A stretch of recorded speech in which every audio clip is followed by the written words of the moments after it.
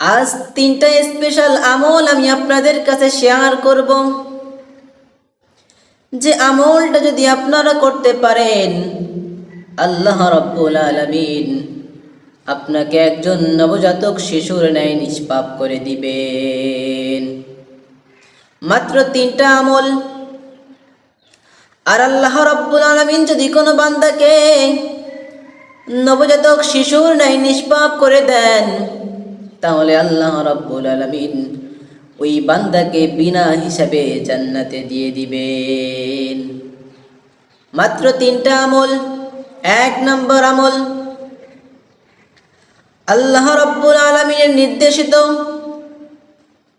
এবং সুন্নাহের খেলাফ হবে না এমনভাবে সুন্দর রূপে, উত্তম রূপে, পরিপূর্ণ রূপে উজু করতে হবে। আল্লাহ রাব্বুল আলামিনের নির্দেশিত পন্থায় উজু করতে হবে। উজু করার পরে 2 রাকাত সালাত আদায় করতে হবে, নামাজ পড়তে হবে। নামাজটাও হবে খুবই সুন্দর এবং আস্তে আস্তে ধীরে সুস্থে একেবারে মন প্রাণ উজাড় করে দিয়ে আল্লাহ রাব্বুল আলামিনের সামনে দাঁড়িয়ে আছি, আল্লাহ রাব্বুল আলামিন আমাকে দেখছেন, এমন ভাবে আপনাকে 2 রাকাত সালাত আদায় করতে হবে।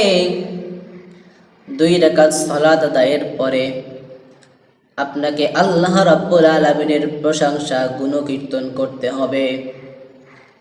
বিশ্বনবী সাল্লাল্লাহু আলাইহি ওয়াসাল্লাম আমাদেরকে আল্লাহ রাব্বুল আলামিনের গুণকীর্তন করার জন্য, প্রশংসা করার জন্য যে জিকির আজগারগুলো শিক্ষা দিয়েছেন, ওই জিকির আজগারগুলো আপনাকে ওই 2 রাকাত সালাত আদায়ের পরে ওই জায়গায় বসে বসে করতে হবে। তারপরে আল্লাহ রাব্বুল আলামিনের জন্য দিলকে পরিষ্কার করে, পরিশুদ্ধ করে, একেবারে মনকে ফ্রেশ করে দিয়ে আল্লাহ রাব্বুল আলামিনের কাছে দুহাত তুলে দোয়া করতে হবে। তাহলে আল্লাহ রাব্বুল আলামিন আপনাকে একেবারে নবজাতক শিশুর ন্যায় নিষ্পাপ করে দিবেন। 2 নম্বর আমল, সবরকারী। সবরকারীকে আল্লাহ রাব্বুল আলামিন অত্যন্ত পছন্দ করেন, ভালোবাসেন।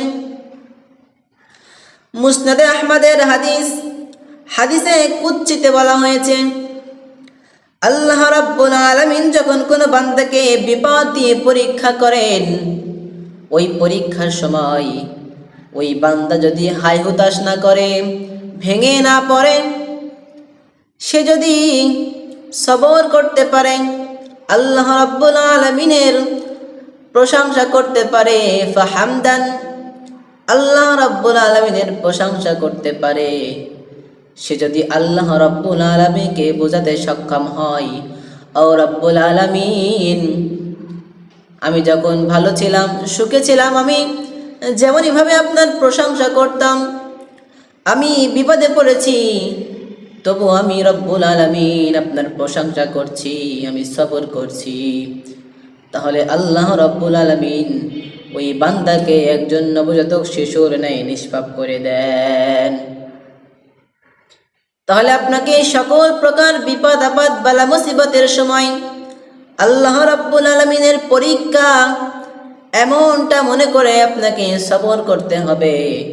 আর যদি আপনি সবর করতে পারেন, তাহলে আল্লাহ রাব্বুল আলামিন আপনাকে নিষ্পাপ করে দিবেন। 3 নম্বর আমল, মাবরুর হজ।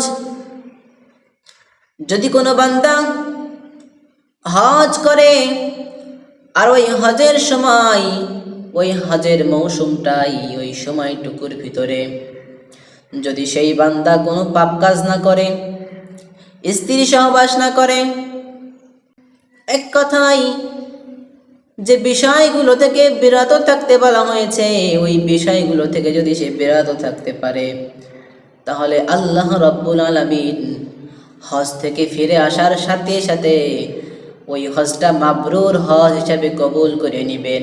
আর ওই বান্দাকে একজন নবজাতক শিশুর ন্যায় নিষ্পাপ করে দিবেন। আল্লাহ রাব্বুল আলামিন এই 3টি আমল করনেওয়ালা ব্যক্তিকে একেবারে নিষ্পাপ শিশুর ন্যায়, বেগুনাহ মাসুম বাচ্চার ন্যায় কবুল করবেন। আর যদি আল্লাহ রাব্বুল আলামিন কোনো বান্দাকে একেবারে নিষ্পাপ করে দেন, তাহলে ওই বান্দাকে আল্লাহ রাব্বুল আলামিন বিনা হিসাবে জান্নাতে দিয়ে দিবেন।